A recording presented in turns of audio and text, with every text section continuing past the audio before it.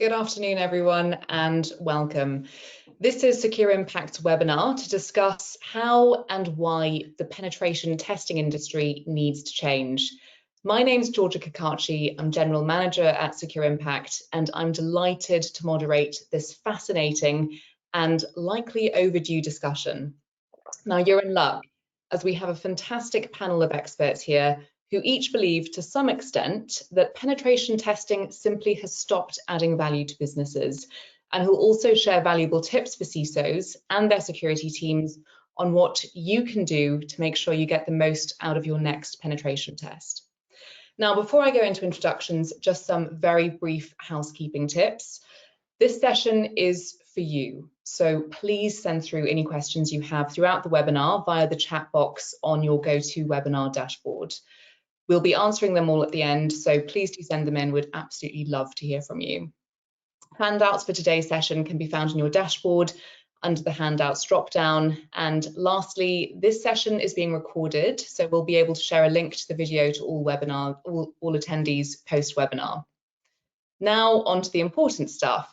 I'm delighted to introduce our panelists, starting with James Lyne, CTO of SANS, founder of Secure Impact and numerous other successful companies. James has been in offensive, forensics, malware, and taught at SANS at the highest level to some of the most technically challenging cyber operators worldwide. You should listen to him because of his years in industry. He's both performed pen tests and been the recipient of penetration tests as a client. He's seen every sin, every success, and these are some of the driving reasons he actually founded Secure Impact. Now, when I asked James what he was most proud about in his career, he said getting hundreds of thousands of young adults to try cybersecurity to build the next generation. We also have Robin here. Robin Smith, Head of Cyber and Information Security at Aston Martin. Now, Robin is pretty hard to summarize in a paragraph. He's a highly accomplished CISO, having worked in law enforcement, in nuclear industry, and of course, automotive at Aston Martin. He champions lean cybersecurity as a strategy for corporate transformation, and this is precisely why you should listen to him. Robin pioneers cybersecurity as an enabler for positive change for the business and is therefore highly discerning about what services actually benefit a company and create business outcomes. He knows what good and bad pen testing looks like and what is really going to affect an organization's security maturity. Now, when I asked him about what he was most proud of, he said it was receiving the Gold Award at the New York Sound and Vision Film Festival 2020 for his feature documentary, Machina, Building the Immortal Technologies. Sounds fascinating. I'm going to check that out. Now, last and definitely not least, we have Matthew Bryant, who is CISO at 118 Money. Now, if you know Matthew, you'll know he's an exceptionally talented cybersecurity leader, at home both presenting in FTSE 100 boardrooms, as well as sat with his team on a server room floor. Now, you should listen to Matthew because he's seen the full spectrum of security challenges, both in-house and within consultancy, and has built, led, and transformed security functions at household name companies such as 3i Group.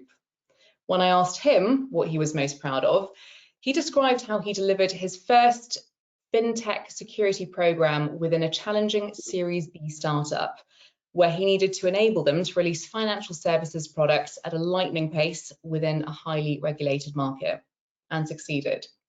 So really excited to have you all here. Thanks so much for joining.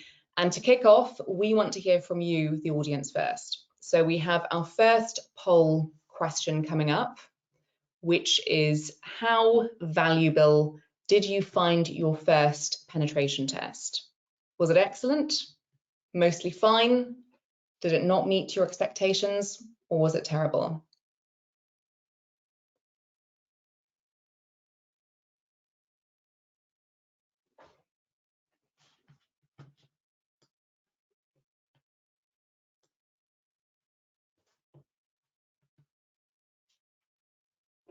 Okay, so mostly fine, 50%, but lacked actionable insights. That's really interesting. So hopefully you're in the right place. You're going to learn some really interesting things today.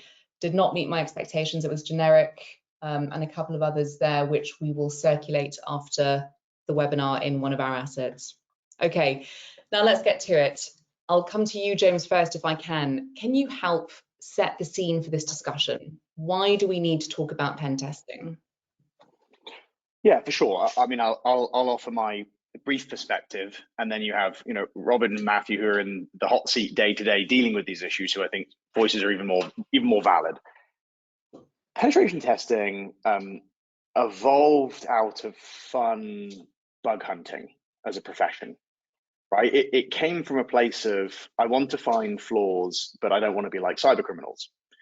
And as it started to kind of professionalize early on, it started to move towards trying to adhere to kind of like the Hippocratic Oath, the notion that we do bad things to find flaws to help businesses be more secure, to help them evaluate their security resilience against attackers. I mean, that was always the point of pen testing. It wasn't kind of arbitrary flaw finding or trying to chase 100% coverage. It was about trying to make businesses more realistically secure against the attackers that would come after them, and help them keep their teams honest, because operational failures and problems occur even in the best teams out there. But more and more over the last few years, I've noticed a trend, I think primarily driven by commercial desire for pen tests to be quicker, faster, cheaper, easier to staff in consultancy firms. They've turned into a checklist exercise in scanning, running generic tools, finding lists of crap, and then celebrating it. There's almost a culture in some cases of being happy that you found a flaw, even if it's the most esoteric and powerful flaw that an attacker wasn't likely to ever leverage, and a complete loss of context in how that information is shared to enable teams to do better. There's no celebration of what's good.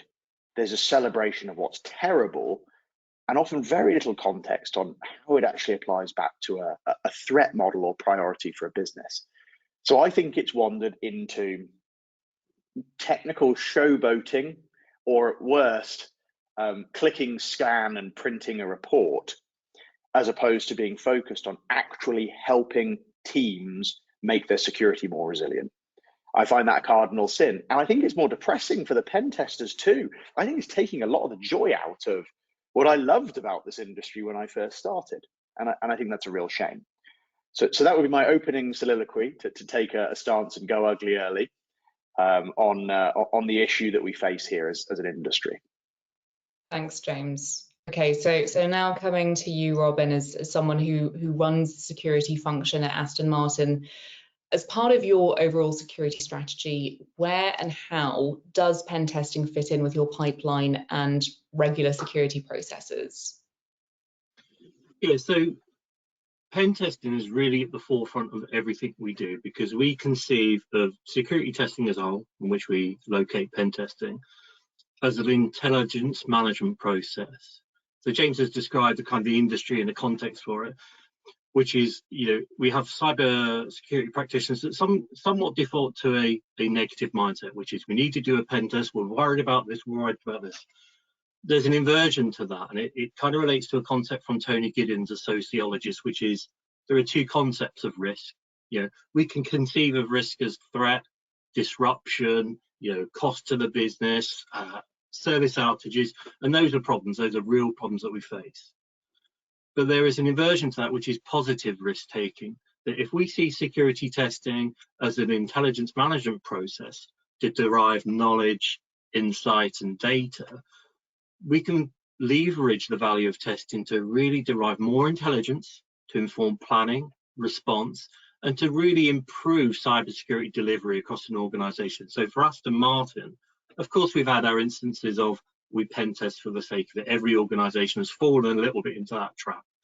But if you have an intelligence-led approach to security testing, and specifically pen testing, those reports, those processes, and those pen testers, who are just about the smartest people you could possibly meet, can generate so much intelligence and produce so many relevant products that it can really inform how you deliver your limited amount of cyber resources. So I always see pen testing as it helps make my cybersecurity planning leaner. It tells you what I need to focus my finite resources on. It gives me new insights about issues I might not have considered. And the very best pen testers transfer knowledge and transfer insight and transfer practices to my staff, who might not be at the very top level of a pen tester on £5,000 a day, but will make them smarter about the way in which we test the organisation. So I think there are two conceptions, positive and negative. Of course, there are problems, and we'll talk about cost. But it's about the mindset around pen testing, which is what could you derive and what could you inform the organisation about, and ultimately what intelligence can be derived. Excellent, thank you, Robin. And Matthew, coming to you on that, we've heard from Robin about pen testing as knowledge, insight, data, and sharing that knowledge with the client team. What's the value of pen tests to your business, and how do you approach planning them?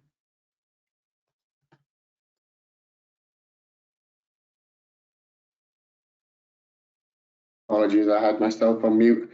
Thank you, Giorgia. I guess pen tests are useful to organizations if they lead to improvements in security, right?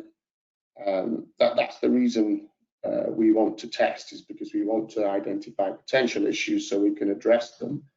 And James, in his introduction, made the point that there's a risk that pen testing is becoming something that we do as a routine box ticking exercise, and that's probably the wrong way to approach it. I think brave organizations face that head on and say we want our tests to be useful, intelligence-led, like Robin said, and to drive actionable improvements. If I get a pen test and it gives me a clean bill of health, I've had the wrong test by the wrong people. We're not looking for a box tick here. I think another way to look at it is to maybe compare it. If you were getting an MOT for your children's car, do you want to go to the cheapest bidder and get someone who just writes you a ticket and you leave? Or do you want somebody who identifies the issues with the brakes so you can actually get them fixed? And we should care the same about the organizations we work for. I used to work with an e-commerce firm based in Berlin around 10 years ago, and they were brave enough to cancel their pen test after 4 years. I was part of the team that led the testing there, because in their annual test 4 years in a row, they were found exactly the same results. And their security leader said, look, this isn't leading to improvements in security. This is literally a waste of money. If this year's pen test says the same as last year's pen test, I haven't derived any value from the exercise. So they cancelled testing and said, let's focus on fixing the issues. Or if we accept they're not going to get fixed, at least let's not waste the money every year retesting the same problems. So it's important that they lead to actionable results. That's one way I think they need to be useful. The second thing is around the scope and the quality of the testers. I don't need experts to tell me things that I already know. And every organization has some low-hanging fruit. Every organization has a level of threat hunting and technical expertise that they could have a good guess as to where the issues are. Most organizations have high-quality scanning tools that they can scan their internal and external services and systems and networks with. So I don't want to pay a pen testing firm to come and tell me the things I already know. I want pen testing firms to bring unique insight. And I guess to address the skills gaps in my teams, I've got some smart people, but my organization isn't really exotic enough to employ full-time pen testers. They'd get bored and they'd leave. So when I hire these guys in, I want them to really focus on the bits where they add value and not tell me about the sort of hygiene factor stuff that I already know about. And we can help them with that by defining appropriate scope, by being brave and saying, hey, look, this is the pen test budget this year. I'm not going to try and cover every base. I'm going to focus on these systems that matter, or these networks where I think there are particular issues. So we can help ourselves. We can define a scope. We can set the bar. But the main thing is that we go into this hoping to find issues that drive actionable improvements in security. Really helpful and really interesting that you bring in that sort of bravery aspect. It's hard to cut away from the mold. So you've got actionable insights and we've got the quality of pen testing. So we've definitely set the scene. We're welcoming questions again from the audience. Please do shoot them through. We're approaching now also our second poll question, which is, which area of a penetration test findings report would you like to see improved? Management summary including methodology, business risk assessment, findings, description and individual risk assessment, or findings in remediation advice, touching on that actionable insight and actionables that Matthew was talking about. I feel like we should have had a yes, please option.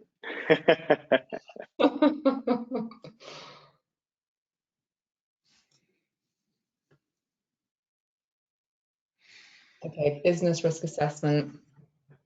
Some individuals out there agreeing with you, Matthew, on the actionable results with the remediation advice. We'll be sharing these results with everyone in attendance today. Some really interesting findings. Great. Okay, so now let's move on to the real problems of the pen testing industry. We asked everyone the poll question at the start about how valuable their last pen test was, Robin, and we had mixed results. What do you think about the current pen test landscape, and what problems have you or your team faced? I think industry-wide there's a problem, which is it's a bit of a transactional relationship. It's pay for your pen test, get your pen test, forget about your pen test. Now that's a kind of reductive take on it. Whereas really it should be more of a collaborative kind of engagement with these pen test partners. And one of the three issues that come up for me in terms of problems, I think number one is scheduling. There's a take that is you do your IT health check annually, and you might fit in ad hoc pen tests during the year, and that seems to me a bit mistaken. That's kind of an old-fashioned paradigm of we're going to do a pen test for a compliance reason rather than from actually deriving insight into what the live environment is looking like. So I think there's a problem, which is pen test practitioners or services will say to you, you need an annual check and you might need these ad hoc tests, but that cadence of testing is not good enough in terms of informing cyber planning, responding to problems, and planning out how you're going to kind of deliver services going forward. So I think scheduling is an issue. I think cost is a major issue. It has been a major cash cow for organisations, and because I've got a background in lean manufacturing, you always kind of think, well, I'm spending £5,000. Where's my £10,000 of value? And I've yet to meet a pen testing firm that can really tell me why it costs £5,000 for, let's say, 2 days, which is a conservative estimate in the UK. I'm not entirely sure. Yes, I can understand the value of the pen testing stuff. Absolutely, I'm down with that. They're superb, they're very intelligent.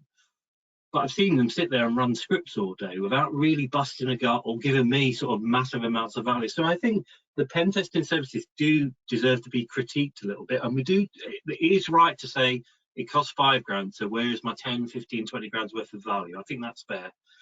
And I think the last thing is, because the nature of the engagements have been transactional, when you ask for something that's not on the menu, the look on the faces of some of these pen testers is like, oh my God, what blasphemy. No, it's not blasphemy. It's my £5,000, and it's my £5,000. I want it spent this way, so I can be a slightly difficult customer because I would demand preferential treatment. But maybe the test they ran at Jaguar Land Rover or Mercedes is not the test I need.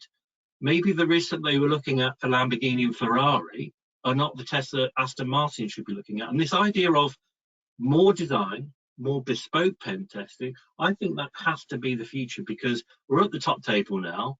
But Robin, why are you spending 50 grand a year on pen testing? Oh, well, I'm not sure. Well, you should be sure, and you should be getting multiples of value from that relationship, which, as I said at the start, should be collaborative, not transactional. I can chime in on the end of that, because I couldn't have nodded harder during some of the things that Robin was saying there. I was actually getting neck ache, I think. This whole, when you scope into a pen test, I've done a lot of work reviewing pen test engagements of others and doing expert reviews of reports and stuff like that. Businesses often have really developed senses of where their weak spots are. They have really developed senses of what their crown jewels are. It isn't always perfect. And yes, sometimes you want a pen test to just say, hey, gloves are off, show me where I'm weak. That's a type of engagement. But a lot of testers run past the business discussion and scoping. It isn't just the arbitrary list of targets and IPs. It's what are you trying to learn, and what is your spider sense from all that considerable data the business has? And it's run straight past that into a technical exercise. And I think that just from the very get-go, from the scoping document, sets you up to fail to create those multiples of value, because you're just skipping over potential answers to where you can help that business be more resilient in ways it cares about. So yes. Sorry for chiming in, but as I said, my neck was getting sore. Not at all. That's really interesting. Do you have anything to add to that, Matthew? Anything that you disagree with? What's been missing from your recent pen tests? I guess I'm going to agree with Robin and disagree with him at the same time. I think the cost model doesn't always make sense, and I wonder whether the objectives of the pen testing industry and the objectives of its customers are diverging or at least not aligned.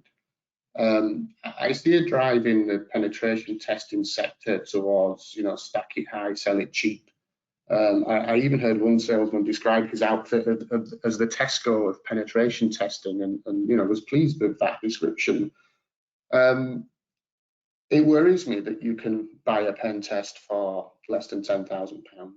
It's. I think when we discussed this before, I drew an analogy with walking around the supermarket and finding you can buy a whole chicken for £2. I don't want to eat a chicken that's worth £2. And I think if we're looking at penetration tests, I want to feel like I'm getting value, but I also want to feel like I'm paying for quality as well. And I think there is a race to the bottom in terms of pricing, and I think that manifests a few issues. And I take the time to look at the credentials of the teams that companies assign to me, and you find increasingly that you get people with limited experience. Maybe the test is signed off by somebody with significant experience, but the testing team seems to be of a lower quality. And it can be challenging to get the quality that you want. I think another factor that's thrown into this, really, if we're talking about things that are missing from pen tests, is the quality is often variable. We find that there are standardization organizations. Crest do a great job of being an accreditor of skills and approaches. People can have certifications to prove that they have a technical ability, but often what you find is that a company wants to sell you a certain number of pen testing days, and then they want to give their testers free reins to potter around in your environment and see what they can do. And I can see how that's attractive from a sales proposition. Don't worry about the details, just we'll price it up as 10-man days, give us £10,000, and our clever guys will go and tell you what your problems are. But that means it's very, very difficult to demonstrate or to compare your outcome with outcomes you might have had 6 months or a year ago when you tested the same systems. If you rotate pen testers, as best practice dictates we should, there needs to be some standard approach or common criteria in a test that I can say, okay, last year the test found X and Y, this year the test only found Y. Did they look for X? Is that part of the standard approach to pen testing? So I would like to see more standardization in the approach to what is tested in a given test. There has been some work in a couple of sectors. The Bank of England has come up with a standard. I think Ofcom have come up with an equivalent communications testing standard. CBEST, and I forget the name of the other one. I think it's something best as well. eBest, thank you, Robin. So there is some effort to do this, but this is largely driven at public sector initiatives. I don't see the same things happening in the private sector. And from personal experience, what I have found is that if you try and pin testers at the pre-sale stage to standards, it turns them off because it can quickly become more trouble than it's worth. If I say, I want you to test against OWASP application security verification standard level 2. Oof, God, you know, that's an 80-page standard. It's harder. That's an 80-page standard that I've got to go and read. Can't I just spend 10 man days pottering around in your environment? And then I've got lots of customers who will let them get away with that. So I become the trouble child, and they'd rather not do business. And I have had testers walk away from a prospect because, you know, I wanted to pin them down to testing against certain standards or using certain approaches, so that when I don't use them next time because I rotate, I can ask them to do the same standards and same approaches. So I have a comparable test year on year. It's like going to the dentist every 6 months and having a completely different person using a completely different approach. You know, how do you know which way your teeth are heading? But there is an element in, sorry, Matthew, just to make a point here, we'll probably explore it later on, but I think the elephant in the room is automation, which is, if we look at this as from a purely fiscal perspective, the market's been really steady for 2 decades, maybe. I don't know, James, if that was an overestimation. We're now at a point where I'm seeing lots of automated pen testing services like Pentera being offered, and I'm not seeing the industry responding to that in terms of adapting their pay, their scales, and their costs.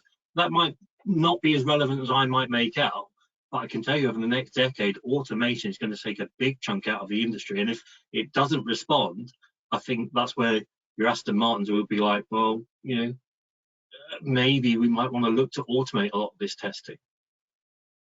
Yeah, I actually think that's right. Look, I think automation is, as a trend in cybersecurity generally, an incredibly powerful force, and has been for a long time. You look at the anti-malware industry, that despite all our moaning about you know, kind of signature detection and AV for years and years and years, was a pretty effective staple in our deterrence for a long time. And a lot of that was driven through, you know, kind of signature-based automation and regression. It worked. But I think, you know, there's a lesson in the anti-malware industry that applies to pen testing that isn't happening yet. There's that push to automation for scale. There's that push to automation because it makes tests cheaper. So you can stack them high and sell them cheap, as I think Matthew said. But the point of that is you use automation to get coverage, and then you use people, creative testers who understand business context, who understand the application, to go that extra mile and to turn it into something that's actionable. Because the tools fall down at some point, and they often fall down and miss flaws that are trivial adaptations for even not the most skilled attackers. So for me, this is about automation plus experts, and using them in the right balance for the right types of tasks. And they both have a place in kind of picking up the craft and then really tailoring it in the ways that we've been talking about that creates that multiple of business value. So I don't think it's a versus, I think it's a both. And that doesn't quite seem to be sticking at the moment as an approach. But I think that's an opportunity area for the coming years, actually.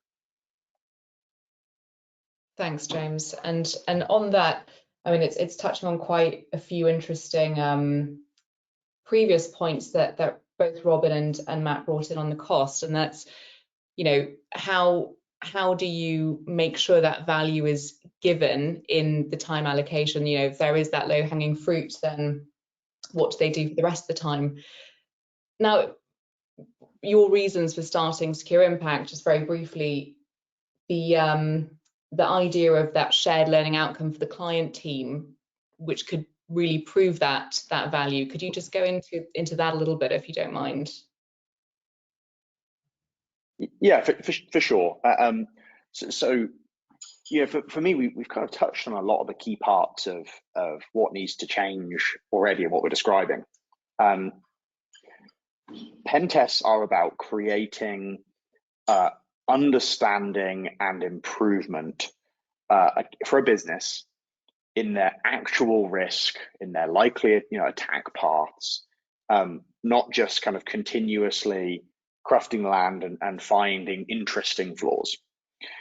That means at the earliest stage of an engagement, you need to have an engagement with a pen tester who's open-minded to learning about their business, It's open-minded to learning about why they're doing the test.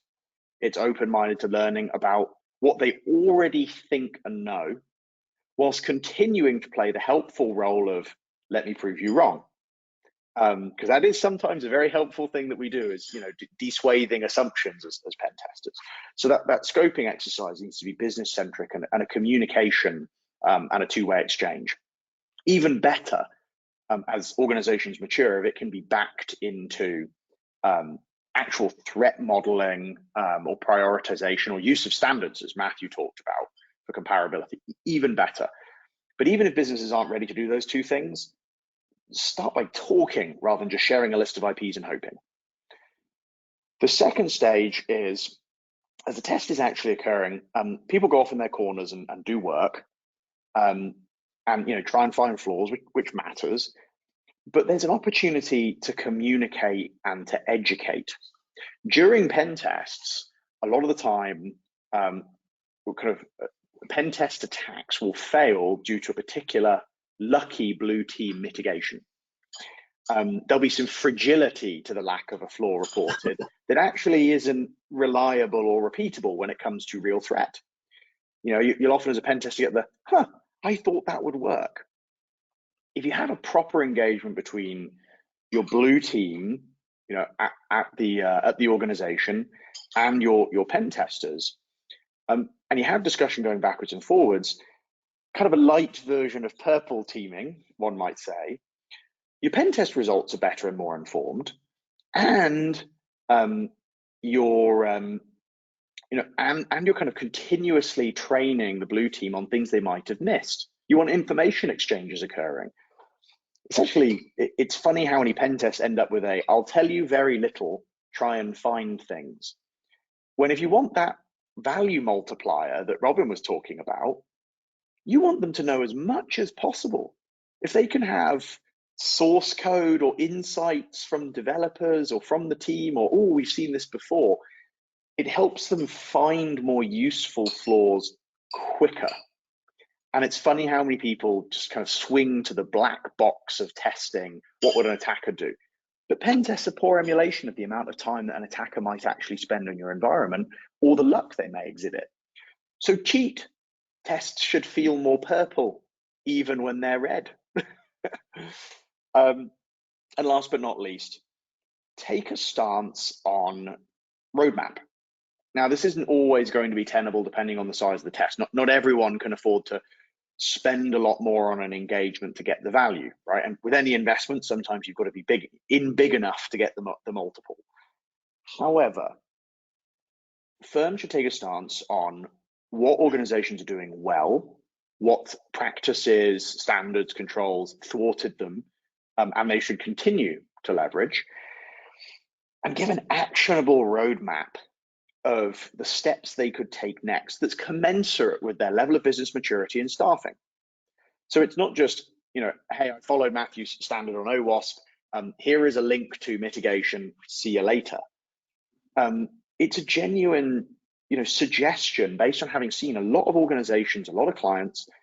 What should they do next with that team to try and improve their risk and resilience? So create an actionable roadmap. It's never going to be perfect. You know, any firm that turns up and tries to be of a business is much more valuable, but it's not the same as your security team that's been there for 2, 3, 4 years with context. Never is. But take a stance, obey the Hippocratic Oath, and try to be a part of the solution. So when you turn up for another pen test, as Matthew touched on, it doesn't have the same stuff in it. And not because you just didn't happen to test at that time, but because there has been an actual shift in the organization's ability to be resilient. Those are some of the key things for me. And these were the frustrations and honesty that you know led to my formation of Secure Impact. I had firms that needed testing, and these things were bugging me. So I'll be fully honest. The formation of the business originally was having a set of testers to help me with that for my own things. But more and more it transpires, I think, to be a broader trend in the industry. And a brief last word on this, and I'll shut up because I talk for far too long, and Matthew and Robin may nod or want to disagree with me horribly. It's going to be a moving target. We're talking about these themes here, and they're not absolutes of practice.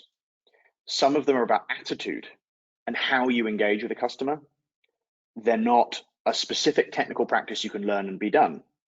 It's hard to take a purple teaming approach and be a teacher. It's hard to, try to be business centric and focused on the risks and creating an actionable roadmap, because a lot of businesses are very different. The correct balance of automation and human for value craft detection versus kind of tailored attacks and roadmap building will shift. These are themes that will change the implementation of pen testing and how you create value over the next 5 to 10 years. But what people expect in 3, 4, 5 years will be different to in 1. So I truly think we're going to be looking back on this talk going, this was the beginning of a shift in the value pen tests can give to organizations and the practices required to do that. So that's me off my high horse. Thanks, James. And if anyone in the audience disagrees or agrees with any of the points made so far, please let us know, and questions are welcome. So we're moving into poll question 3, which is, what are the most important factors to you when selecting a penetration test supplier to work with? Is it price? That's been mentioned a couple of times. Breadth of technical expertise, quality of findings report, again, been mentioned a couple of times. Qualifications, Matthew touched on that, or aligning the test to business goals. Making it bespoke.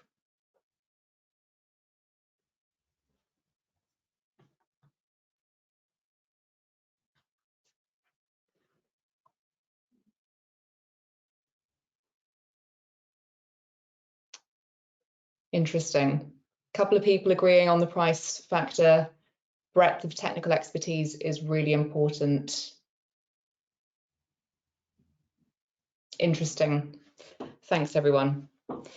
Okay, so moving into our final section, solutions. So Robin, I'll come to you again. We've touched on this to a certain extent, and you've already mentioned that sort of intelligence-led pen testing, but would love to hear from you again in terms of what you think needs to be improved and where. Yeah, so I think one of the things has been a fascinating session, and as a non-technical CISO, it's great to hear the different perspectives. I think one of the things we talk about, and we've done it today, is sort of talk about pen testing in isolation. Well, actually, my day doesn't begin with 1 hour on pen testing and 1 hour on training and 1 hour on policy. They all integrate and they all have interdependencies, which are really valuable. And the perspective for Aston Martin is, pen testing can sometimes be considered a reactive kind of activity. And we've tried to move into this conception of what we call liquid security, which is a slightly, it's not the best term, but that speaks to adaptive security planning that allows us to continuously monitor and manage our resources to focus only on priorities, back to the lean mindset there. And one of the aspirations for our approach to testing is to know the links to pen testing requirements, know about business strategy, know about our risk tolerance, know about kind of comparative issues in the industry. Toyota got knocked over by state-sponsored Russian hackers. So that will inform the way that I plan. We try and locate pen testing right at the very front of intelligence management to generate products, so we can problem profile specific individual issues, but we can also use our annual pen test to derive a strategic risk assessment on an annual basis that will inform the board about our approach to problems and issues, outline what the positive risks that we're able to take are, and give us a roadmap for the next year. What that does is locates pen testing as that intelligent activity to give us evidence-based reviews that allow us to direct our finite amount of operations to those specific problems, rather than Robin thinks it's ransomware, Robin thinks that's a dumb way of actually using pen testing. Use it to point at the very problems that are emergent, use it to reveal what's coming over the hill, and use it to leverage that collaboration with those really brilliantly technically insightful firms to drive up your own expertise and capability. And we partner with pen testing firms. This rotation idea is a great idea. They are very clearly told you are aligning to our requirements, not to your business requirements. So I think pen testing can be hugely valuable if we see it in that intelligence management context, and if we make links across the rest of the business, because we shouldn't see it as a ad hoc individual activities. It touches upon so many parts of operational security, as it should, and it derives so much intelligence for planning across the enterprise. Thanks, Robin. That's great. Matthew, do you agree? Is there anything you'd add in terms of what outputs or results you think you still need as a company? I'd agree with just about everything Robin said, yeah, and has said so far. I'd like to touch on a point James made right at the very start, actually, about we tend to think of security only in terms of stopping bad things happening, and the temptation is to view that as success. And I think that's led pen testers down the road of, we report on the bad things we find, and a good pen test is when there are lots of bad things in the report. And often testers don't report on the things that they've found, or the things that they didn't find, but that they looked for. And as the leader of the security program, I'm really interested in that. That's good work that needs to be both rewarded and reported back through the business. If you test 100 things and 90 of them have no issues, then that's great. That means that on 90 issues, my software developers, my network engineers, the people in my business have got to the right result. So it means some of our processes are working. It means that we can get it right. So I think penetration testers, or the output of penetration testing, needs to focus on that too, and not just focus on the, hey, look, we found this stuff wrong. We also found a lot of stuff that's right, and there's a link back to standardization there as well. And if you test against standards, you can say, look, this standard has 900 criteria, 850 of them were great, and you've got adequate controls in place. And that does a few things. Number one, it gives you the warm sense that we are reasonably secure. Number two, it demonstrates a return on investment, because cybersecurity can be a little bit like house insurance. Like, a lot of the time people wonder whether they really need it, and could we cope without? And it's not until your house burns down that you're grateful you invested. But penetration testing reports or output that paint a positive picture around where you're doing well, they help to justify that investment and help to convince the business that you're doing some of the right things. I think the second area where solutions could improve and pen testers could enhance their service is on the kind of the post-testing period. So you get a lot of engagement before the test, you get a lot of engagement during the test, and then you get a sheet of paper at the end that says this is the state of play. Some of them, as either a freebie or a small cost, will come back and retest the issues they've found. But for me, that engagement could be more engaging, in the way that James described it, around working together.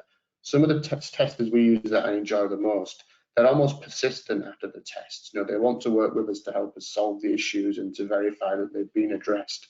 And I think as a sector, again, it's whether the testing outfits view themselves as stack it high, sell them cheap, or an organization that builds value and builds a relationship and works with you to get better outcomes, rather than just, we can churn out 10 mandates in a report. We can work with you long-term to help you understand the findings and to verify you've addressed them in the right way. So that's two key areas I think that they could improve. Thanks, Matthew.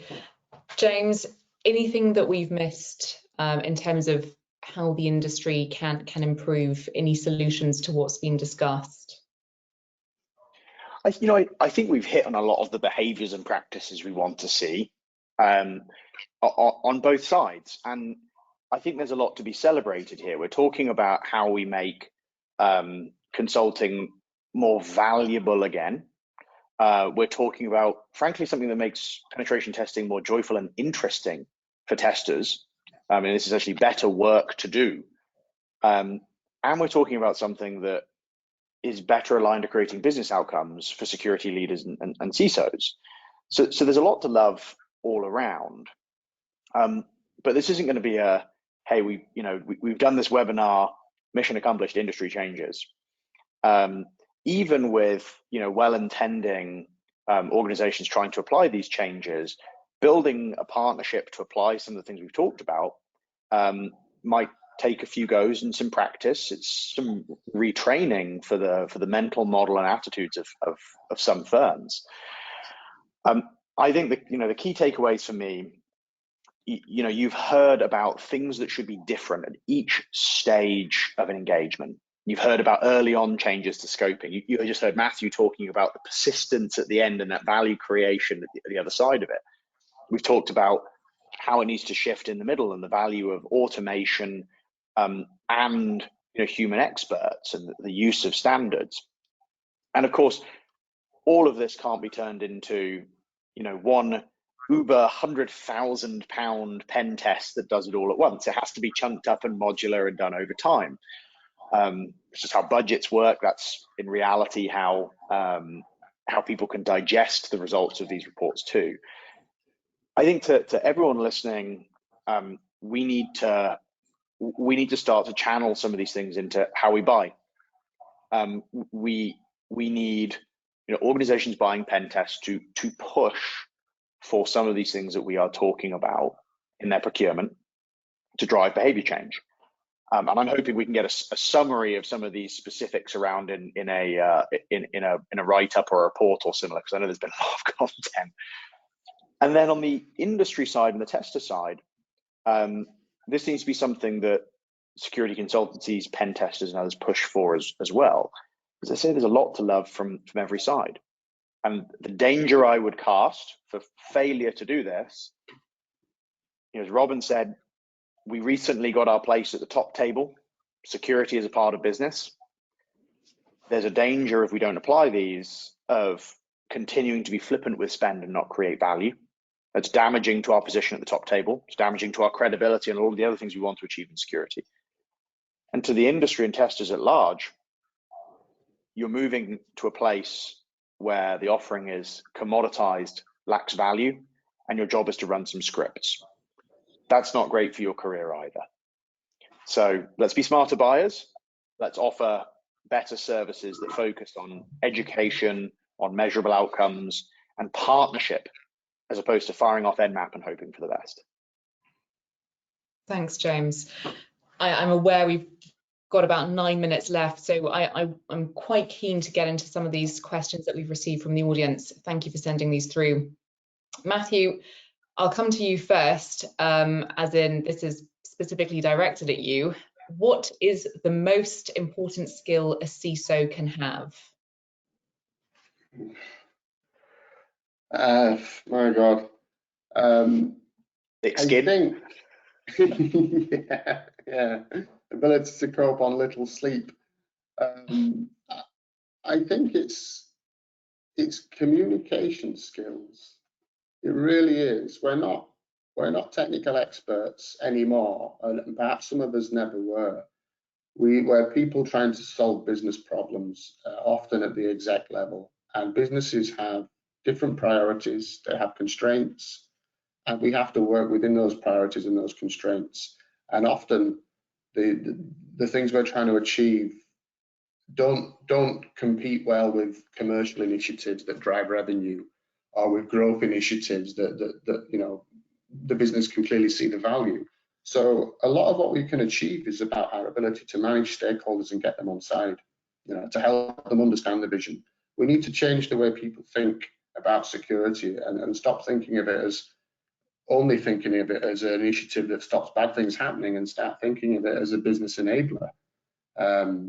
Without security, 118 money wouldn't exist. It wouldn't be able to offer mobile banking services. It wouldn't be able to offer applications online. I'm sure that there are many businesses around today that would be able to operate on the internet without security being in place. So we make things happen, right. And we really need to sell that. And I think that the modern CISO is sort of 50% public relations and marketing, and 50% security expert. And I think as you talk to security leaders and you meet new leaders, you can see the change. These aren't IT people who progressed up the ladder. people from all sorts of different backgrounds who bring charisma and the ability to drive an agenda and change people's minds and see security in a positive sense. Thanks, Matthew. Robin, this one is directed to you. What activities benefit most from intelligence-led pen testing?